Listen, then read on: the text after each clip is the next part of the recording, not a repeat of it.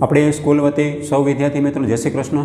ધોરણ 11 વિષય એકાઉન્ટ એમાં ભાગ 2 એમાં ચેપ્ટર નંબર 5 માં ધંધાકીય એકમોના નાણાકીય કાઉન્સમાં હિસાબી પત્રકો એમાં આજે લેક્ચર નંબર 2 માં સૌ વિદ્યાર્થી મિત્રોનું ઓનલાઈન એજ્યુકેશન સિસ્ટમમાં હાર્દિક સ્વાગત છે।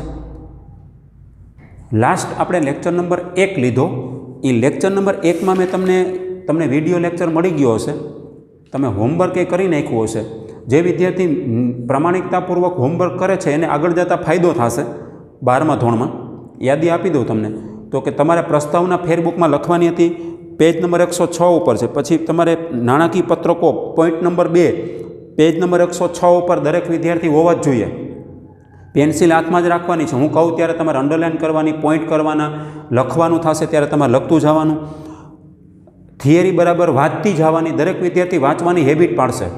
પેજ નંબર 106 ઉપર પ્રસ્તાવના તમે ફેરબુકમાં ઉતારી લીધું હશે। નંબર 2 નાણાકીય પત્રકો, એમાં નાણાકીય પત્રકનો અર્થ, નાણાકીય પત્રકનો અર્થમાં અબો આવતું હતું, પછી નાણાકીય પત્રકના ઉદ્દેશો, તો ઉદ્દેશો એમાં રોમનમાં 1, 2, 3, 4 તમે કરી લીધું હશે। પેજ નંબર 107 ઉપર એ તમારે નહોતું કરવાનું। નાણાકીય પત્રકનું મહત્ત્વ, કુલ 11 મુદ્દા મેં તમને ના પાડી હતી, તમને પીડીએફમાં મેં મોકલેલું છે, યાદ કરો, જોઈ લો પીડીએફ। તો એમાં મેં તમને કીધું હતું કે નાણાકીય પત્રકનું મહત્ત્વ ખાલી હું તમને મુદ્દા બોલી ગયો હતો લેક્ચર નંબર 1 માં, પણ કરવાનું નહોતું। પછી પેજ નંબર 108 ઉપર આપણે હતા, ત્યાં એ બહુ ઇમ્પોર્ટન્ટ છે કે કાચું સરવૈયું અને નાણાકીય પત્રકો એવું લખ્યું છું, એ તમારી ફેરબુકમાં ઉતરવું જ જોઈએ। કાચું સરવૈયું અને નાણાકીય પત્રકો, તો હવે આપણે નાણાકીય પત્રકો તૈયાર કરવા હોય તો કાચા સરવૈયાને સાથે રાખીને આગળ વધવાનું છે। કાચું સરવૈયું અને નાણાકીય પત્રક એવું લખ્યું જુઓ, તો કાચું સરવૈયું તમે ક્યાં ભણી ગયા? નામ તો સાંભળ્યું કે ન સાંભળ્યું? તો કે હા, પહેલા ભાગની અંદર તમે 10મું ચેપ્ટર ભણી ગયા કાચું સરવૈયું। એ કાચા સરવૈયાને નજર સામે રાખવાનું છે। પેજ નંબર 108 ઉપર જે એને આમ દોરીને બતાવ્યું છે આમ કે કાચા સરવૈયાની ઉધાર બાકીઓ, કાચા સરવૈયાની જમા બાકીઓ, પછી રોમનમાં બે બાજુ 3 લેખા છે ને, એ જે વિદ્યાર્થી ડાયજેસ્ટ કરી લેશે એને વાર્ષિક હિસાબનું ચેપ્ટર બહુ સહેલું પડશે।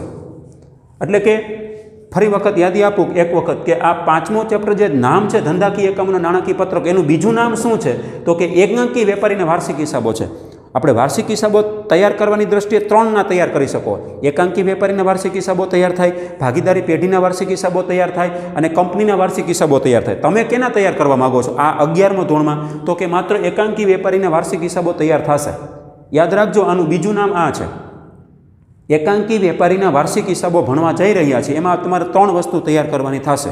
તો આજે આપણે જેની ચર્ચા કરવાની છે એ વેપાર ખાતાની વાત હાલે છે। ફરી વખત યાદી આપું, પેજ નંબર 108 ઉપર કાચા સરવૈયાની ઉધાર બાકી અને કાચા સરવૈયાની જમા બાકીઓ કેવી રીતે ગોઠવવી વાર્ષિક હિસાબમાં, એ તમને રોમનમાં 1, 2 અને 3 એવું તમને કહી કીધું કે નહીં?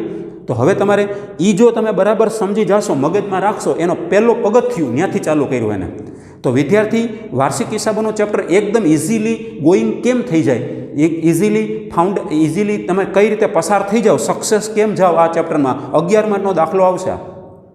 12મા ધોરણમાં 11 માર્કનો દાખલો પૂછાય, 11મા ધોરણમાં 11 માર્કનો દાખલો જ પૂછવાનો, બોર્ડમાં હોય એમ જ કરવાનું છે। તો 12મા ધોરણમાં ફેર એટલો, ત્યાં ભાગીદારી પેઢીના વાર્ષિક હિસાબ છે અને અહીં એકાંકી વેપારીના વાર્ષિક હિસાબ છે। હવે આપણે ફરી વખત પેજ નંબર 108 ઉપર તમે ડાયજેસ્ટ ન કર્યું તો એકવાર કરી લેજો ને અવોઇડ નહીં કરતા। અવોઇડ કરશો તો વાર્ષિક હિસાબો અઘરા પડી શકે છે આગળ જતા। હવે પેજ નંબર 109 ઉપર પૂગ્યા છે, અહીં મેં લખ્યું છે પેજ નંબર 109 મુદ્દા નંબર 3 છે વેપાર ખાતું। વેપાર ખાતાને ઇંગ્લિશમાં ટ્રેડિંગ અકાઉન્ટ કહેવામાં આવે છે। મેં લખ્યું છે આપણે શરૂઆત કરવાની છે। શેની શરૂઆત કરવાની? આપણો સાચો પાયો અહીંથી ચાલુ થાય, આ ફાઉન્ડેશન છે તમારું। પેજ નંબર 108 ઉપર જે કીધું ને કાચા સરવૈયાની બાકી હોય, તમારું ફાઉન્ડેશન છે, એ તમારો પાયો છે। એ પાયો જેને પાકો કરી લીધો છે એને વાર્ષિક હિસાબ હાવ ઇઝી લાગશે, એકદમ ફાસ્ટ ઇઝી થઈ જશે। તમારું આ છેલ્લું ચેપ્ટર હશે, એમાં વધુમાં વધુ કલાકો આપણે કામ કરવાનું થશે। તો હવે તમારે કાચા સરવૈયાની બાકીઓ તમારે ફિટ કરવાની છે, પણ ક્યાં ફિટ કરશો? તો કે તમને પહેલાં યાદી આપી દઉં કે વાર્ષિક હિસાબોના 3 અંગો છે। વાર્ષિક હિસાબના 3 અંગો, પહેલું અંગ વેપાર ખાતું, બીજું અંગ નફા નુકસાન ખાતું અને ત્રીજું અંગ પાકું સરવૈયું। આપણે ગઈકાલે પહેલા લેક્ચરમાં જ આપણે જોઈ લીધું છે, તમને ખબર છે આ વાતની। લેક્ચર નંબર 1 માં પૂરું થઈ ગયું કે વાર્ષિક હિસાબના 3 અંગ છે, વેપાર ખાતું, નંબર 2 નફા નુકસાન ખાતું, નંબર 3 પાકું સરવૈયું। એમાં પહેલા અંગની ચર્ચા કરવાની છે। પેજ નંબર 109 ઉપર છે, થિયરી છે, એમાં તમને વેપાર ખાતાના 5 પોઈન્ટ આપ્યા છે। પેજ નંબર 109 ઉપર વેપાર ખાતાના 5 પોઈન્ટ આપ્યા અને પેજ નંબર 110 ઉપર વેપાર ખાતાનો નમૂનો આપ્યો। એ નમૂનાની પછી ચર્ચા કરીએ, પહેલાં આપણે 1 થી 5 પોઈન્ટ વેપાર ખાતા રિલેટેડ જોઈ લઈએ। કે જે તમારે ફેરબુકમાં ઉતારવાના થશે. વેપાર ખાતું એને ઇંગ્લિશમાં પેજ નંબર 109 ઉપર ઇંગ્લિશમાં એને ટ્રેડિંગ એકાઉન્ટ કહેવાય. એમાં પહેલો મુદ્દો વાંચીએ એ પહેલાં થિયરી, હિસાબો તૈયાર કરવાના છેલ્લા તબક્કામાં. પહેલાં તો હિસાબો તૈયાર કરવાના તબક્કા કેટલા છે? આપણે ભાગ 1માં પહેલા ચેપ્ટરમાં આવી ગયા. હિસાબો તૈયાર કરવાના 6 તબક્કા છે. છઠ્ઠો તબક્કો અને છેલ્લો તબક્કો એટલે વાર્ષિક હિસાબો. પણ કેના? એકાંકી વેપારીના. છઠ્ઠો તબક્કો આપણો ચાલુ છે.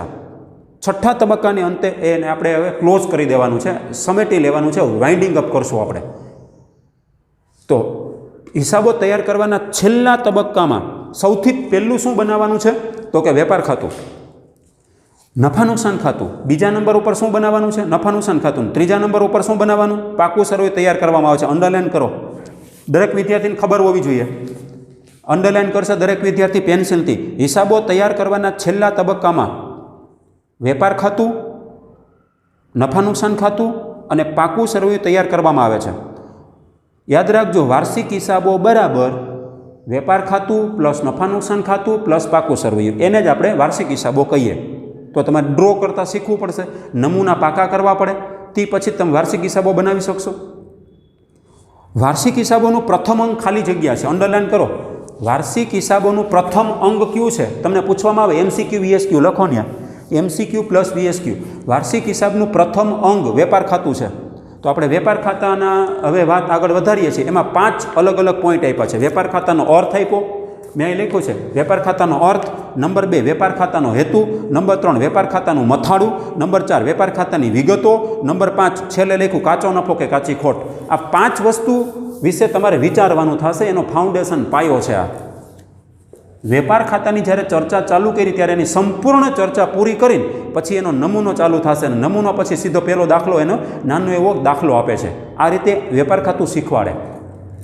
નંબર 1 વેપાર ખાતાનો અર્થ એટલે મિનિંગ ઓફ ટ્રેડિંગ એકાઉન્ટ. વેપાર ખાતું એ નાણાકીય પત્રક છે.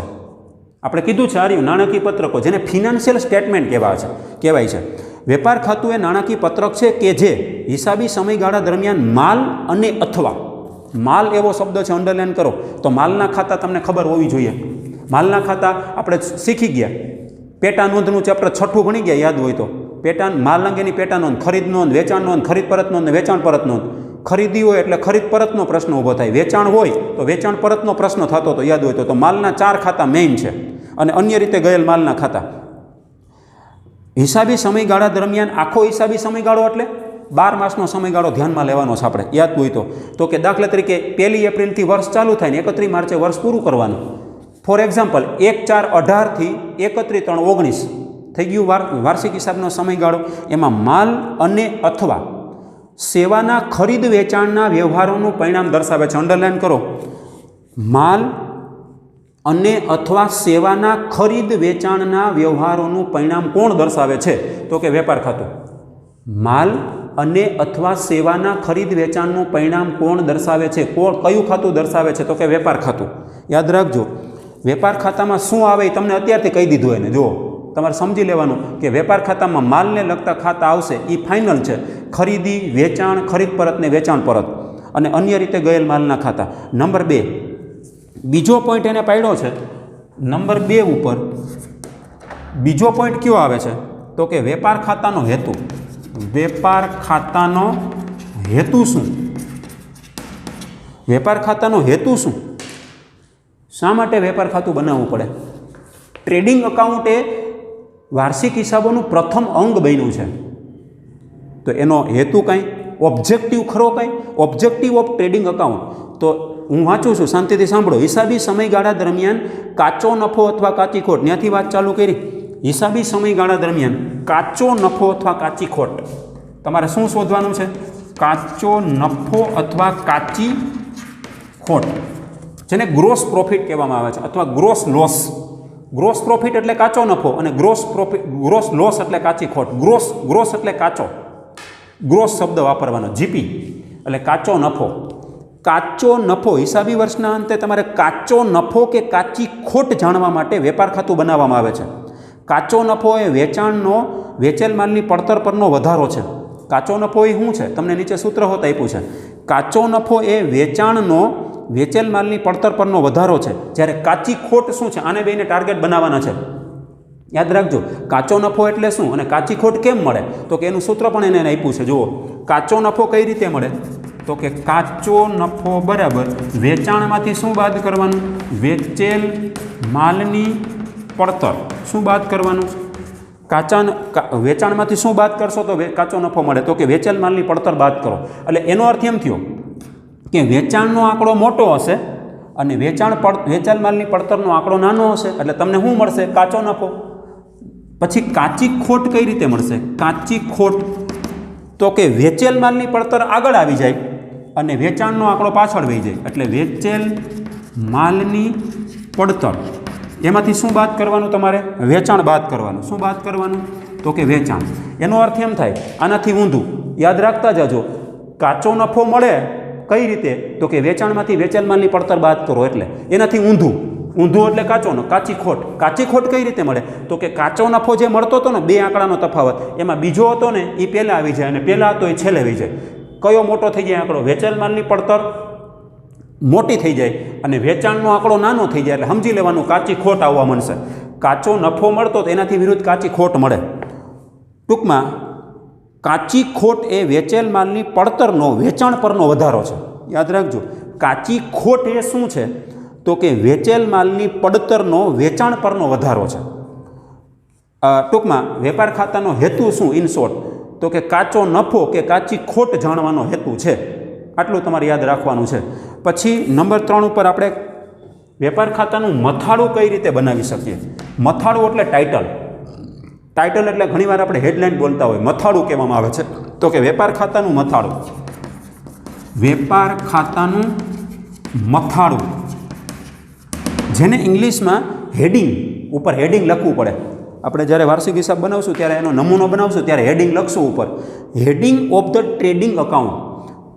હેડિંગ કઈ રીતનું બનાવવાનું, તો કે એમાં લખ્યું છે, તો કે શ્રી, દરેક વિદ્યાર્થી પેજ નંબર 109 ઉપર હશે જ, શ્રી ખાલી જગ્યાનું તારીખ ખાલી જગ્યાના રોજ પૂરા થતા સમયગાળાનું વેપાર ખાતું. આવું એનું હેડલાઇન છે. જુઓ, વેપાર ખાતાનું મથાળું શું આવે, તો કે શ્રી ખાલી જગ્યાનું તારીખ ખાલી જગ્યાના રોજ પૂરા થતા સમયગાળાનું વેપાર ખાતું. આવું એનું હેડિંગ આવે.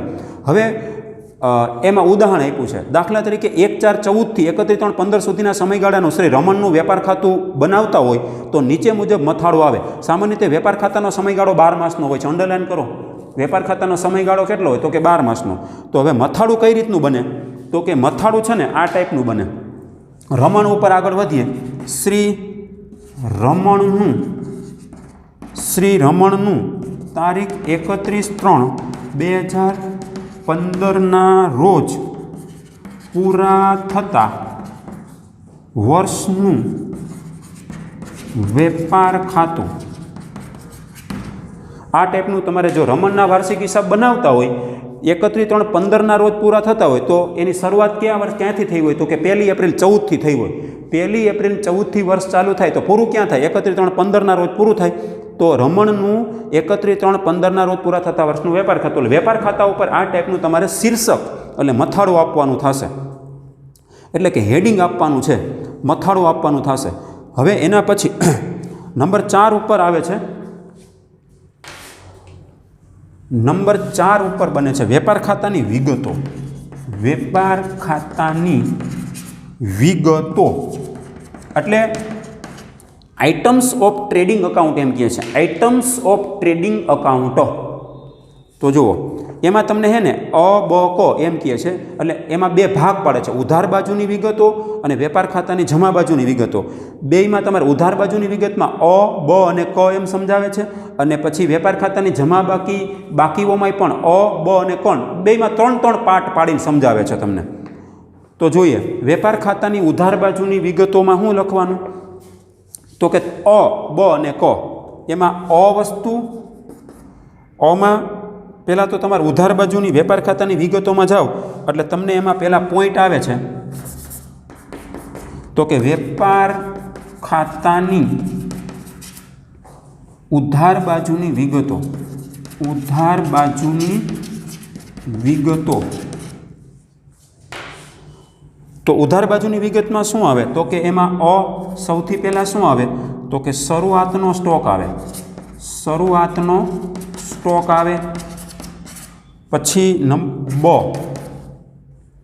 તો કે બમાં શું આવે તો કે ખરીદી આવે, અને કમાં શું આવે તો કે માલની ખરીદીના ખર્ચા, ખરીદીના ખર્ચા, આટલી વસ્તુ આવશે। વેપાર ખાતાની આપણે શરૂઆત કરી છે, વેપાર ખાતાની ઉધાર બાજુ શું આવે બહુ ક્લિયરલી સમજાવે છે, અને પછી એના પેજ નંબર 110 ઉપર એનો નમૂનામાં પણ કીધું કે કેટલી કેટલી વસ્તુઓ હકીકતમાં હોય। તો વેપાર ખાતાની વિગતોમાં પહેલાં આપણે સમજવાનું, એને વેપાર ખાતાના બે ભાગ પાડી નાખ્યા, ઉધાર બાજુ અને જમા બાજુ। કેમ કે વેપાર ખાતું ઉપર ખાતું શબ્દ આવશે, ખાતું એટલે એને ઉધાર જમાના નિયમો લાગુ પડે। એ ખાતા ઉપર ઉધાર અને જમા, ડાબી બાજુ ઉધાર અને જમણી બાજુ જમા લખવા જવું પડશે। તો એમાં વેપાર ખાતાની ઉધાર બાજુ શું લખશું તો કે 3 વસ્તુ, શરૂઆતનો સ્ટોક સૌથી પહેલાં લખશું, બ ખરીદી લખશું, અને ક માલની ખરીદીના ખર્ચા લખશું। તો હવે આપણે એની ચર્ચા કરીએ। પેજ નંબર 109 ઉપર વેપાર ખાતાની ઉધાર બાજુની વિગતો, એની અંદર શરૂઆતનો સ્ટોક, અને ઇંગ્લિશમાં એને ઓપનિંગ સ્ટોક કહેવાય। તો શરૂઆતનો સ્ટોક એમનેમ તો બને નહીં, સ્ટોક બે પ્રકારના હોય, આખરનો અને શરૂનો, શરૂનો અને આખરનો। તો ગત હિસાબી સમયનો ત્યાંથી ચાલુ કર્યું, આ શરૂ સ્ટોકની વાત કરે છે, એટલે ઓપનિંગ સ્ટોકની વાત કરે તો ઓપનિંગ એમનેમ તો બને નહીં। હું તમને એક ઉદાહરણ આપું, લાઈવ ઉદાહરણ આપું। દાખલા તરીકે હું એકાંકી વેપારી છું, આજે મારી પાસે સાંજે હું કરિયાણાની શોપ ધરાવું છું, આજે મારી પાસે 5000 રૂપિયા, સાંજે મેં શોપ બંધ કરી રાતના 9 વાગે, ત્યારે મારી પાસે 5000 રૂપિયા કેશ બેલેન્સ છે, કેશ એટલે રોકડ સિલક છે।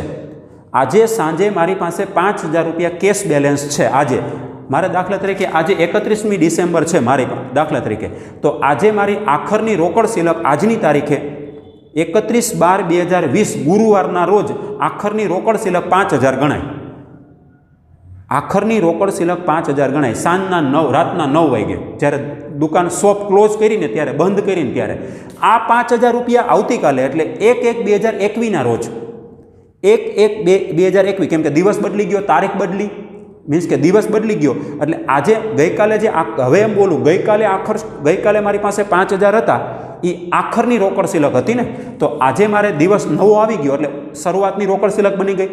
આખરની રોકડ સિલક 5000 હોય, એ જ રોકડ સિલક શરૂઆતની રોકડ સિલક 5000, 5000 આખરનો હતો આંકડો, એ જ 5000નો શરૂઆતનો આંકડો બની ગયો। તારીખ બદલી ગઈ બે ઉપર, એકવાર 31/12/20 છે, તો બીજી વાર તારીખ આવી 1/1/2021 થઈ ગયું। તો આખરની જે રોકડ સિલક હોય ને, એ શરૂઆતની પછીના દિવસે રોકડ સિલક બની। તો ગયા વર્ષે આખર સ્ટોક આપણી પાસે હોય, તો ગત વર્ષે આખર સ્ટોક હોય તો ચાલુ વર્ષે એ શરૂઆતનો સ્ટોક બને। એટલે ગત હિસાબી સમયનો આખર સ્ટોક, ગત હિસાબી સમય એટલે માનો કે આપણે હિસાબી વર્ષ ક્યારે પૂરું થાય, એમાં માનો કે 31/3/15 પૂરું થાય છે, તો ગત હિસાબી વર્ષનો આખરની તારીખ કઈ હોય 31/3/14, 31/3/14 જે આખર સ્ટોક હોય એ પછીના વર્ષે શરૂઆતનો સ્ટોક બને, એટલે 1/4/14ના રોજ આવે। એટલે ગત હિસાબી સમયનો આખર સ્ટોક એટલે ગયા વર્ષનો વધેલ સ્ટોક, ગયા વર્ષે જે વધેલો એટલે આખર સ્ટોક, આખર સ્ટોકનું બીજું નામ છેવટનો સ્ટોક છે, એનું ઇંગ્લિશ નામ છે ક્લોઝિંગ સ્ટોક। સ્ટોક બે પ્રકારના હોય, ક્લોઝિંગ અને ઓપનિંગ, ઓપનિંગ અને ક્લોઝિંગ, શરૂઆતનો સ્ટોક અને આખરનો સ્ટોક। મોસ્ટ ઓફ બધા સ્ટોકના ખાતા ઉધાર જ હોય છે। તો સૌથી પહેલાં તમારે ગત હિસાબી સમયનો આખર સ્ટોક એટલે કે ગયા વર્ષનો વધેલ સ્ટોક ચાલુ હિસાબી સમયનો શરૂઆતનો સ્ટોક કહેવાય। ગયા વર્ષે જે આખરનો સ્ટોક હોય, મેં તમને રોકડ સિલકનું ઉદાહરણ આપ્યું લાઈવ, એવી રીતે ગયા વર્ષનો આખરનો સ્ટોક હોય એ ચાલુ વર્ષે શરૂઆતનો સ્ટોક કહેવાય। એટલે વેપાર ખાતાની ઉધાર બાજુ સૌથી પહેલાં શું મૂકવાનું, શરૂઆતનો સ્ટોક મૂકવાનો। યાદ રાખજો, શરૂઆત થઈ ગઈ છે, શરૂઆતનો સ્ટોક કાચા સરવૈયામાં હશે જ, ઉધાર ખાનામાં લખ્યો હશે, ઉધાર બાકીમાં બતાવ્યો હશે, બધા જ સ્ટોકની બાકી ઉધાર જ હોય છે। પછી બીજી વસ્તુ શું લખવાની તો કે ખરીદી, જે વસ્તુનો ધંધો હોય, વેપારી જે વસ્તુનો ધંધો કરતો હોય તેનો માલ ખરીદવામાં આવે, જે વસ્તુનો ધંધો હોય તેનો માલ ખરીદવામાં આવે તેને ખરીદી કહેવાય। અંડરલાઈન કરી લેજો, ખરીદી એટલે શું, જે વસ્તુનો ધંધો હોય તેનો માલ ખરીદવામાં આવે તેને ખરીદી કહેવાય. દાખલા તરીકે હું ઉદાહરણ આપું, હું સ્ટેશનરીની દુકાન ધરાવું છું, તો સ્ટેશનરીમાં જે વસ્તુ આવતી હોય એ વસ્તુ હું ખરીદવા જાઉં તો એ માલ જે ખરીદવામાં આવે છે તેને ખરીદી કહેવાય. દાખલા તરીકે હું અનાજ કરિયાણાનો વેપારી છું, તો અનાજ કરિયાણાની અંદર જે વસ્તુ આવતી હોય એ હું ખરીદવા જાઉં, એ માલ ખરીદવા જાઉં એને ખરીદી કહેવાય. એને ખરીદવામાં આવે તેને માલ ખરીદવામાં આવે એને ખરીદી કહેવાય. દાખલા તરીકે હું માનો કે 4 વ્હીલના સ્પેર પાર્ટ વેચું છું, 4 વ્હીલના સ્પેર પાર્ટનો વેપારી, તો 4 વ્હીલના સ્પેર પાર્ટ જે વેચું છું, તો 4 વ્હીલના સ્પેર પાર્ટ ખરીદી કરવા જાઉં, એ માલ ખરીદવા જાઉં છું સ્પેર પાર્ટની, એ મારે માટે ખરીદી કહેવાય. ખરીદીમાં રોકડ અને ઉધાર ખરીદીનો સમાવેશ થઈ જાય. બે, રોકડ ખરીદી પ્લસ ઉધાર ખરીદી બરાબર કુલ ખરીદી. કુલ ખરીદીમાંથી ખરીદ પરત બાદ કરવામાં આવે છે. અંડરલાઇન કરી લેજો, કુલ ખરીદીમાંથી ખરીદ પરત બાદ કરીને દર્શાવાય છે, એટલે નેટ ખરીદી, ચોખ્ખી ખરીદી કહેવાય. ખરીદી કુલ ખરીદીમાંથી ખરીદ પરત બાદ કરીને દર્શાવાય છે. પછી ઉધાર બાજુ હજી શું લખવાનું છે? માલની ખરીદીના ખર્ચા. તો જુઓ, માલની ખરીદીના ખર્ચા જેવા કે કેવા ખર્ચા ખરીદીના ખર્ચા કહેવાય, જાણી લઈએ. રોમનમાં 1 રેલવે નૂર. રેલવે નૂર એટલે ભાડું, ત્યાં લખી લેજો, નૂર એટલે ભાડું. તો રેલવેમાં તમે માલ મગાવો ને તો રેલવેમાં તમારે ભાડું ભરવું પડે ને, એને રેલવે નૂર કહેવાય. માનો કે હું ઇલેક્ટ્રોનિક આઇટમનો વેપારી છું, ટીવી, ફ્રીજ, એવી બધી રેફ્રિજરેટર, જે કાંઈ બધું ઇલેક્ટ્રિકની વસ્તુ વેચું છું. અમદાવાદથી માલ મેં મગાવ્યો અને માનો કે રેલવેમાં માલ મગાવ્યો, તો રેલવેમાં માલ મગાવું તો રેલવે નૂર શું કહેવાય? મારા માટે ખરીદીનો ખર્ચ કહેવાય. રેલવે નૂર એટલે ભાડું. રેલવેને જે ભાડું ભરવું પડે ને એને મારે રેલવે નૂર કહેવાનું, એ ખરીદીનો ખર્ચ કહેવાય. જગાત ઓક્ટ્રોય, જગાત કયો કે ઓક્ટ્રો કે, જગાતનું ઇંગ્લિશ નામ ઓક્ટ્રોય છે. તો આપણે હવે જીએસટી આવી ગયો છે, એટલે જગાત નીકળી ગઈ છે, તો એની જગ્યાએ જીએસટી આવશે.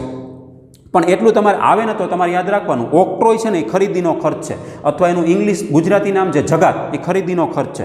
પછી આયાત જગાત એટલે એક્સપોર્ટ ઇમ્પોર્ટ ડ્યુટી કહેવાય એને. તમે વિદેશથી માલ મગાવો છો તો વિદેશથી માલ મગાવો અને આયાત જગાત કહેવાય. તો આયાત જગાત એ ખરીદીનો ખર્ચ કહેવાય. પછી આવક માલ ગાડા ભાડું, જેને ટૂંકમાં આમાં ગાભા કહેવામાં આવે છે. આવક માલ ગાડા ભાડું, તો આવક માલ ગાડા ભાડું એટલે ખરીદીનો ખર્ચ કહેવાય. પછી મજૂરી, જે આપણે લેબર ચાર્જ ચૂકવતા હોય ને, મજૂરી લારીવાળાને સામાન્ય રીતે, એ મજૂરી જે ચૂકવો છો ને એ ખરીદીનો ખર્ચ કહેવાય. નોંધ, જો ઉત્પાદન એકમ હોય તો ઉત્પાદનને લગતા ખર્ચા પણ વેપાર ખાતાની ઉધાર બાજુ દર્શાવાય. બરાબર યાદ રાખજો, મોસ્ટ આઈએમપી 12મા ધોરણની દ્રષ્ટિએ, જો ઉત્પાદન એકમ હોય એટલે પ્રોડક્શન યુનિટ. આપણી પેઢી એવી છે જે ઉત્પાદન એકમ છે, ઉત્પાદિત વસ્તુનું ઉત્પાદન કરે છે, એટલે મેન્યુફેક્ચરિંગ કરે છે. ઉત્પાદન એકમ હોય તો ઉત્પાદનને લગતા જેટલા ખર્ચા હોય ને એ પણ વેપાર ખાતે ઉધારવામાં આવે છે. વેરી મોસ્ટ આઈએમપી, અંડરલાઇન કરો, હાઇલાઇટ કરાવી દઉં છું. 12મા ધોરણની અંદર દાખલા આવશે એની અંદર જરૂર પડશે. ઉત્પાદન એકમ હોય તો ઉત્પાદનને લગતા ખર્ચા પણ વેપાર ખાતાની ઉધાર બાજુ દર્શાવાય. અંડરલાઇન કરી લેજો. ઉત્પાદન એકમ હોય તો ઉત્પાદનને લગતા ખર્ચા પણ વેપાર ખાતાની ખાલી જગ્યા બાજુ દર્શાવાય. હાઇલાઇટ કરી લેજો. વેરી મોસ્ટ આઈએમપી કીવર્ડ્સ આપું છું, 12મા ધોરણમાં કામ લાગે.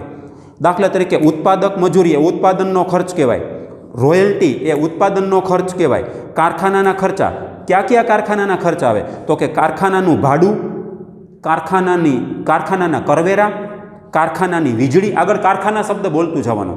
કારખાનાનું બળતણ એટલે ફ્યુલ, ઇંગ્લિશમાં એને ફ્યુલ કહેવાય. કારખાનાનું બળતણ, કારખાનાનો કોલસો અને કારખાનાનો ગેસ.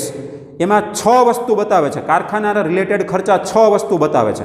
ભાડું એ કારખાના રિલેટેડ હોય, કરવેરા એ કારખાના રિલેટેડ હોય, વીજળી એ કારખાના રિલેટેડ હોય, બળતણ એ કારખાના રિલેટેડ હોય, કોલસો કારખાના રિલેટેડ હોય અને ગેસ કારખાના. આગળ કારખાના શબ્દ આવે અથવા ઇંગ્લિશમાં ફેક્ટરી શબ્દ આવે.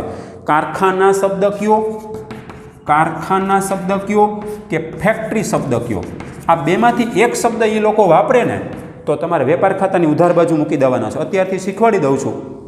વેપાર ખાતાની ઉધાર બાજુ શું મૂકવાનું? તો કે ઉત્પાદનને લગતા ખર્ચા, પણ એ ઉત્પાદન એકમ હોય તો ઓઇલ, ગ્રીસ, કારખાનાના મકાન યંત્રનો ઘસારો, કારખાનાના મકાનનો ઘસારો અને કારખાનાના યંત્રનો ઘસારો વગેરે, ત્યાં સુધી તમારે વેપાર ખાતામાં ઉધાર બાજુ મૂકવાનો. પણ જોકે પેજ નંબર 110 ઉપર એને જે નમૂનો આપ્યો વેપાર, એમાં લખ્યું જ છે ઉત્પાદનને લગતા ખર્ચા બતાવે જ છે. તમને ખબર પડી જશે, આગળ પાછું આવે છે.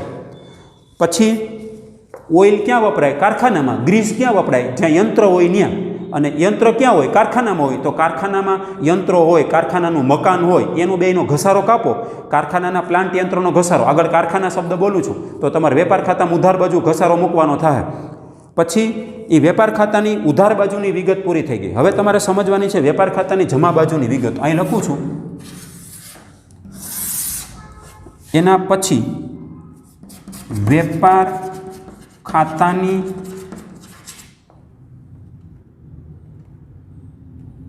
ખાતાની જમા બાજુની વિગતો. જમા બાજુની વિગતો. તો ઇન શોર્ટ વેપાર ખાતાની જમા બાજુ આવે શું એમ તમને કહેવા માગે છે. વેપાર ખાતાની જમા બાજુ 3 વસ્તુ બતાવે છે. પેલું વેચાણ બતાવે છે. અન્ય રીતે માલની જાવક. અન્ય રીતે માલની જાવકો. અને આખર સ્ટોક. આખર સ્ટોકો. આ 3 વસ્તુ વેપાર ખાતાની જમા બાજુ આવે. યાદ રાખજો. પાછળ એનો જે નમૂનો બેક સાઈડ 110 ઉપર આપી એમાં લખ્યું જ છે. સૌથી પહેલાં વેપાર ખાતાની શરૂઆત વેચાણથી થાય અને વેપાર ખાતાની શરૂઆત ઉધાર બાજુ શરૂઆતના સ્ટોકથી કરવાની. અહીં બતાવે જ છે. વેપાર ખાતાના નમૂનામાં એ આવે જ છે એ વસ્તુ. ઉધાર બાજુ શરૂઆતનો સ્ટોક મુકાય, જમા બાજુ વેચાણ મૂકવામાં આવે છે અને વેપાર ખાતાની શરૂઆત થાય છે. તો જુઓ, અત્યારે વેપાર ખાતાની જમા બાજુની વિગતો. સૌથી પહેલાં વેચાણ મૂકવાનું. પછી અન્ય રીતે માલની જાવકો મૂકવાની. અને ત્રીજો આખર સ્ટોક મૂકવાનો છે. તો જોઈએ વેપાર ખાતાની જમા બાજુની વિગતો. ઓકે, તો જોઈએ. વેચાણ. દરેક વિદ્યાર્થી પેજ નંબર 109 ઉપર હું વાંચતો હોય ત્યારે એમાં ધ્યાન આપવાનું છે ને વાંચવાની ટેવ પાડવાની છે. 12મા ધોરણની દ્રષ્ટિએ અત્યંત મહત્વનું છે આ ચેપ્ટર. ઝીણી વસ્તુ યાદ રાખશો તો 12મા ધોરણનું તમને ચેપ્ટર સાવ સહેલા પડશે. વેચાણ. જે વસ્તુનો ધંધો હોય તેનો માલ વેચવામાં આવે તેને વેચાણ કહેવાય. અંડરલાઈન કરી લેજો. વેચાણ એટલે શું? આપણને એમ થાય ખરીદી એટલે શું? ખરીદીની વાત પૂરી કરી, હવે વેચાણની વાત આવી. ઇનપુટ થઈ ગયું, ધંધામાં ખરીદી કરી લીધી, તો હવે તમારે વેચવો પડે કે નહીં માલ? તમે વેપારી છો તો તમે ખરીદી જ કર્યા કરો. 1 વે સાઈડ હાલો કે 2 વે સાઈડ હાલો, પહેલાં ખરીદી કર્યા કરો અને પછી કોઈ દી વેચાણ જ ન કરો તો વર્ષના અંતે નફો ન થાય, ધંધો બંધ કરવો પડે. તમે ખરીદી કરો છો તો શું કરવું પડે? Output. Input output, input output, ખરીદી વેચાણ ચાલુ જ રાખવું પડે. આ સાયકલ ચક્ર ચાલુ જ રાખવાનું છે. તો તમે જે વસ્તુનો ધંધો હોય મેં તમને કીધું કે હું અનાજ કરિયાણાનો વેપારી છું તો મને અનાજ કરિયાણું હવે વેચું, એ માલ વેચવામાં આવે તો તેને વેચાણ કહેવાય. નામાની ભાષામાં વેચાણ 2 રીતે થતા હોય. રોકડથી વેચાણ થાય અને ઉધાર વેચાણનો સમાવેશ. વેચાણમાં 2 વેચાણનો સમાવેશ થઈ જાય. રોકડ વેચાણ અને ઉધાર વેચાણનો સમાવેશ થાય છે. વેચાણમાંથી વેચાણ પરત બાદ કરવામાં આવે છે. અંડરલાઈન કરી લેજો. હંમેશા વેચાણમાંથી વેચાણ પરત બાદ કરવામાં આવે છે. અંડરલાઈન કરજો. વેચાણમાંથી વેચાણ પરત બાદ કરવામાં આવે છે. વેચાણ હંમેશા જમા બાજુ આવે તો ખરીદી કઈ બાજુ આવે? હવે આવડી જવું જોઈએ. વેપાર ખાતાની ઉધાર બાજુ ખરીદી હોય તો વેપાર ખાતાની જમા બાજુ શું હોય? વેચાણ હોય. ખરીદીની ઉધાર બાકી હશે તો વેચાણની જમા બાકી, કેમ કે ઉધાર બાકી બધી ઉધાર બાજુ ગોઠવવાની છે, જમા બાકી બધી જમા બાજુ વેપાર ખાતામાં ગોઠવાશે. પછી બીજા નંબર ઉપર અન્ય રીતે માલની જાવકો. અન્ય રીતે માલની જાવકમાં નીચેનાનો સમાવેશ થાય. ક્યાંનો સમાવેશ થાય? તો કે આગમાં માલ બળી ગયેલ હોય, માલ આગમાં બળી જાય. વેપારીના ધંધામાં કોઈક દીક આગ લાગે તો આગમાં માલ બળી જાય.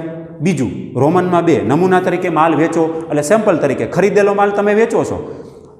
3 અંગત વપરાશ માટે લીધેલો માલ. ધંધાનો માલિક અંગત વપરાશ માટે માલ ઘરે લઈ જાય છે. અને 4 રોમનમાં 4 ધર્માદામાં આપેલ માલ. તમે કોઈ પણ રીતે માલ ધંધામાંથી લઈ જાઓ તો એ તમારે શું કરવાનું છે? આપણા ચેપ્ટરમાં અન્ય રીતે ગયેલ માલને ખરીદીમાંથી બાદ કરવાનું કહે છે. તો પેજ નંબર 110 ઉપરના નમૂનામાં બતાવે છે. એ જમા બાજુ એન્ટ્રી નથી પાડવાની. અન્ય રીતે ગયેલ માલ છે ને એ તમારે ખરીદીમાંથી બાદ કરવાની છે. અહીંયા ઉધાર બાજુ, ખરીદી કઈ બાજુ હોય? ઉધાર બાજુ. તો ખરીદી ઉધાર બાજુ હોય ત્યાંથી તમારે બાદ કરવાની. એને કહેવાય અન્ય રીતે ગયેલ માલ. આ 4 રીતે. ફરી વખત, આગમાં બળી ગયેલ માલ અન્ય રીતે ગયેલ માલ કહેવાય, ખરીદીમાંથી બાદ. નમૂના તરીકે વેચેલ માલ એ અન્ય રીતે ગયેલ માલ કહેવાય, ખરીદીમાંથી બાદ. અંગત વપરાશ માટે લીધેલ માલ એ અન્ય રીતે ગયેલ માલ, ખરીદીમાંથી બાદ થાય. અને છેલ્લે ધર્માદામાં આપેલ માલ એ અન્ય રીતે ગયેલ માલ છે, ખરીદીમાંથી બાદ. વેપાર ખાતામાં જમા બાજુ નહીં આવે, ખરીદીમાંથી બાદ થશે, વેપાર ખાતામાં ઉધાર બાજુ. આખર સ્ટોક. તો આ તો આવડવું જ જોઈએ. શરૂઆતનો સ્ટોક કઈ બાજુ મૂક્યો તમે જુઓ તો, વેપાર ખાતાની ઉધાર બાજુ શરૂઆતનો સ્ટોક મૂક્યો હોય તો વેપાર ખાતાની જમા બાજુ કયો આવે? આખર સ્ટોક. આમ યાદ રાખી લેવાનું. શરૂઆતનો સ્ટોક ઉધાર બાજુ તો આખરનો સ્ટોક જમા બાજુ. શરૂઆતનો સ્ટોક ઉધાર બાજુ હોય તો આખરનો સ્ટોક જમા બાજુ લખાય. ખરીદી ઉધાર બાજુ હોય તો વેચાણ જમા બાજુ લખાય. ખરીદી ઉધાર બાજુ હોય તો વેચાણ જમા બાજુ લખાય. એવું એ તો યાદ રાખતા જાઓ. શરૂઆતનો સ્ટોક વેપાર ખાતામાં ઉધાર હોય તો આખરનો સ્ટોક વેપાર ખાતામાં જમા હોય. ખરીદી વેપાર ખાતામાં ઉધાર હોય તો વેચાણ વેપાર ખાતામાં જમા હોય. જો હવે આખર સ્ટોક વિશે આપણે ચર્ચા કરીએ. ચાલુ હિસાબી સમયગાળાના અંતે વધેલ સ્ટોક, હિસાબી સમયગાળો પૂરો થાય, દાખલા તરીકે અહીંયા હિસાબી સમયગાળો 31/3/15 રોજ પૂરો થયો, તો 31/3 માનો કે 31 માર્ચે પૂરો થતો હોય તો વધેલ સ્ટોક એને છેવટનો સ્ટોક પણ કહેવાય, આખરનો સ્ટોક પણ કહેવાય, એને વેચાયા વગરનો સ્ટોક પણ કહેવાય. વેચાણ વગરનો વધેલ માલ એને આખર સ્ટોક કહેવાય. વેચાયા વગરનો માલ એને આખર સ્ટોક કહેવાય, અથવા વેચાણ વગરનો વધેલ માલ એને આખર સ્ટોક કહેવાય. રૂઢિચુસ્તતાના સિદ્ધાંત મુજબ એક આપણે સિદ્ધાંત આવે છે આપણા ચેપ્ટર નંબર 6માં, આના પછીનું ચેપ્ટર આવે છે 6થું ચેપ્ટર, હિસાબી સિદ્ધાંતો પ્રણાલિકાઓ એવું આવે છે. તો સિદ્ધાંત હિસાબી રૂઢિચુસ્તતાનો એક પ્રિન્સિપલ આવે છે, સિદ્ધાંત આવે છે. એ મુજબ એટલે એમાં કાઉન્સમાં લખ્યું, આ અંગેની ચર્ચા જુદા પ્રકરણમાં કરી છે. આખર સ્ટોક પડતર કિંમત કે બજાર કિંમત બેમાંથી જે ઓછી હોય ને એ કિંમતે દર્શાવવામાં આવે છે. અંડરલાઇન કરી લેજો, વેરી વેરી મોસ્ટ એમપી. દાખલો ગણતી વખતે યાદ આવશે. આખર સ્ટોક પડતર કિંમત કે બજાર કિંમત બેમાંથી જે ઓછી હોય તે કિંમતે દર્શાવવામાં આવે છે. આખર સ્ટોક પડતર કિંમત કે બજાર કિંમત બેમાંથી જે ઓછી હોય તે કિંમતે દર્શાવાય છે, તે કિંમતે દર્શાવવામાં આવે છે. Very very very most MP, અત્યંત સંવેદનશીલ બાબત છે આ. તમે જ્યારે દાખલો ગણતા હશો, 11મા ધોરણનો એકાંકી વેપારીનો દાખલો ગણતા હશો કે ભાગીદારી પેઢીનો ગણતા હશો, તમારે બેમાંથી જે ઓછી હોય ને તે દર્શાવશું આપણે. પડતર કિંમત એટલે મૂળ કિંમત, પડતર કિંમત કે બજાર કિંમત બેમાંથી જે ઓછી કિંમત હોય તે કિંમતે આપણે દર્શાવશું. આ નિયમ યાદ રાખી લેજો. રૂઢિચુસ્તતાના સિદ્ધાંત અનુસાર કહે છે, હું નથી કહેતો. રૂઢિચુસ્તતાનો સિદ્ધાંત ચેપ્ટર નંબર 6માં આવે છે. નોંધ, જો આખર સ્ટોક કાચા સરવૈયામાં હોય તો એક બીજી વાતની યાદી અપાવે છે. આખર સ્ટોક માનો કે કાચા સરવૈયામાં જ આપી દઈએ તો તેની એક જ અસર પાકા સરવૈયામાં મિલકત લેણા બાજુ દર્શાવવામાં આવે છે. યાદ રાખજો, આખર સ્ટોક જો કાચા સરવૈયામાં દર્શાવવામાં આવે એટલે કાચા સરવૈયામાં હોય તો તેની એક જ અસર પાકા સરવૈયામાં મિલકત લેણા બાજુ ચાલુ મિલકત તરીકે દર્શાવવામાં આવશે.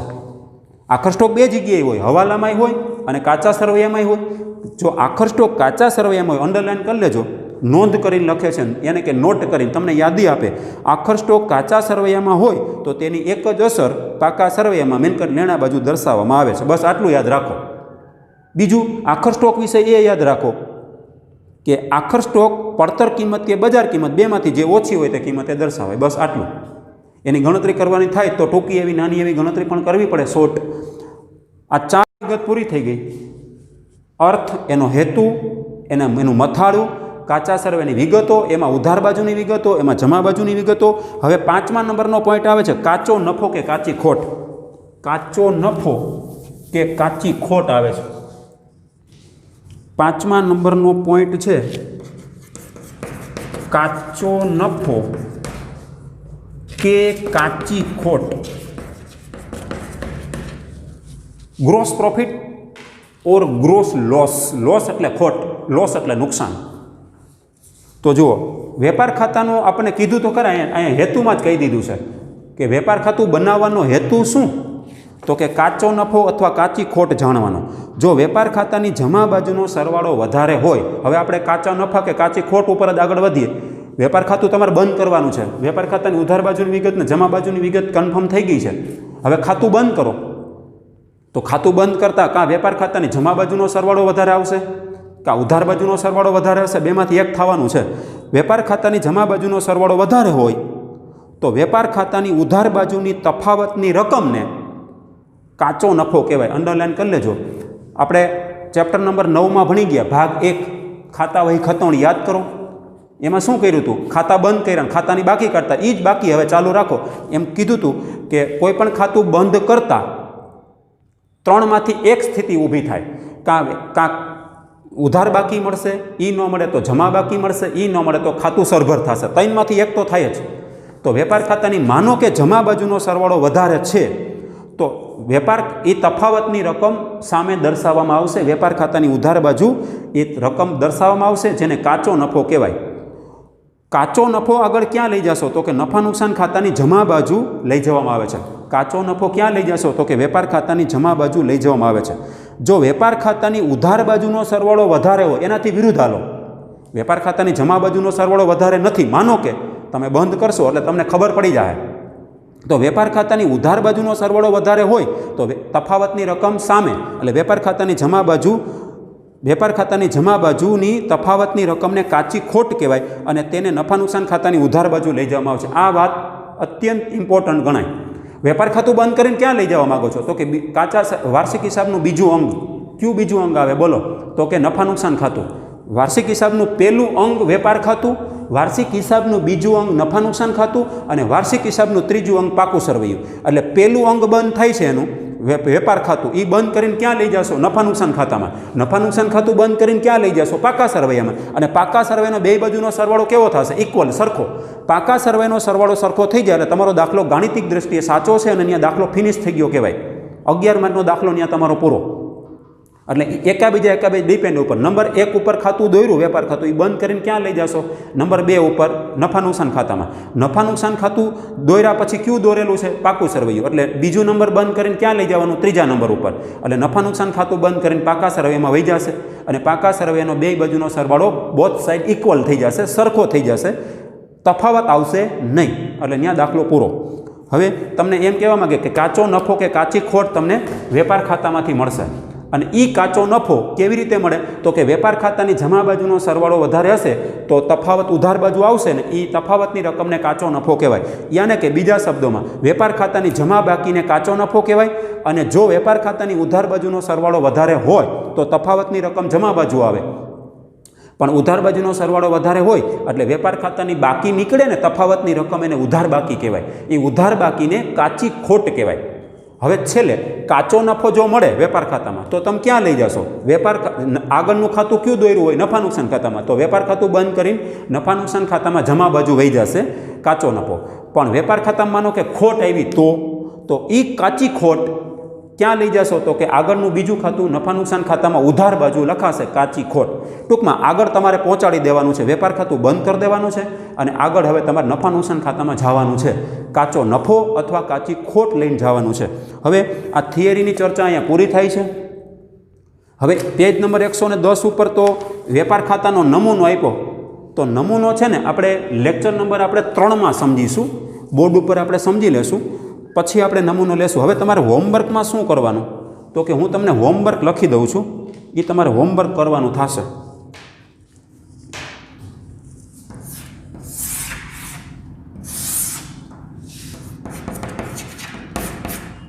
લેક્ચર નંબર 2ના અંતે હોમવર્ક શું કરશો તો કે પેજ નંબર તમને 109 ઉપર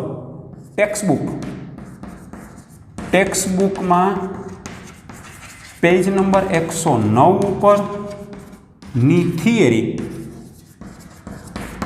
દરેક વિદ્યાર્થી શું કરશે? ફેરબુકમાં ઉતારશે, ફેરબુકમાં ઉતારી લેશે.